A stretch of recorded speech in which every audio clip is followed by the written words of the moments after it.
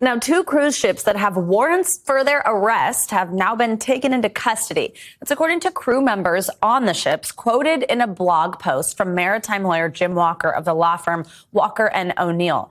The story captured headlines last month when the Crystal Symphony, which was supposed to dock in Miami, suddenly diverted to the Bahamas after warrants were issued over unpaid fuel expenses. Here to help us process this bizarre story is NBC News legal analyst Danny Savalas. Danny, good morning. So, the first question I have to ask is, how do you arrest a ship? What exactly does taken into custody mean for this massive boat?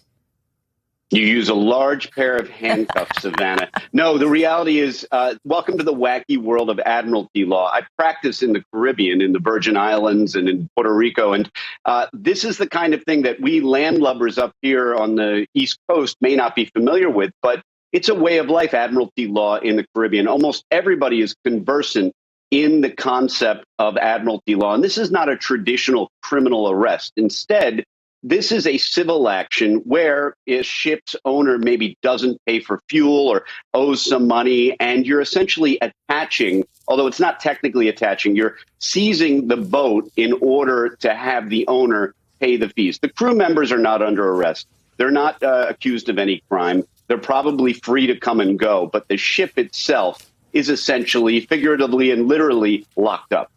Okay. All right. I got it. That's helpful. And I liked the little joke there about the handcuffs. I had a feeling you were going to say something like that. All right. So this whole thing started when Crystal's parent company filed for bankruptcy, and then a petroleum company filed a lawsuit for unpaid fuel costs. By the way, there were people on these ships who were then ferried back to where they were supposed to be. But now you're saying it's not these people on board. It's not like the crew members are under arrest or anything. But is there someone who is actually being arrested? And what kind of charges could they face? Who's actually to blame here?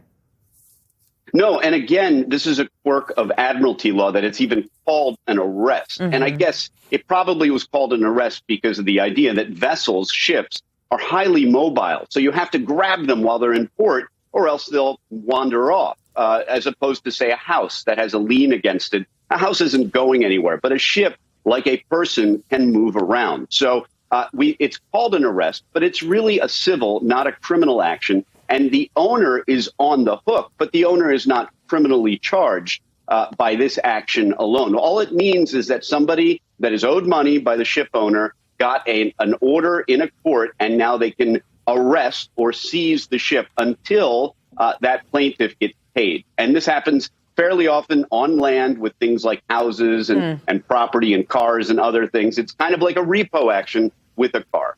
Okay, I got it. So now let's get to what Crystal Cruises has said. And in a statement, they said they were unable to comment on pending legal matters, adding that they are meeting and exceeding all contractual obligations. Now, you've mentioned this, but we know things can get tricky when you're dealing with multiple countries, international waters. Walk us through how that had an impact here for authorities to actually seize these ships in the Bahamas.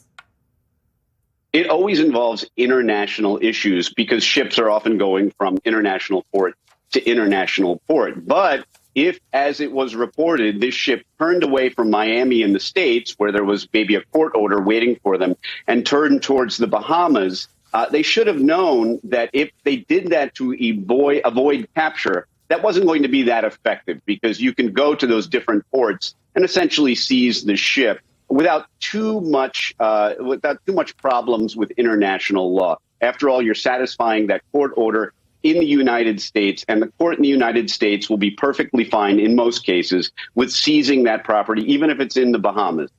All right, Danny Savalas, we said it at the top, pretty bizarre one. So thank you for helping us. One of my favorite details was one of those people that was ferried over said, "We all feel we were abducted by luxurious pirates," which is just quite interesting. All right, Danny Savalas, thanks so much.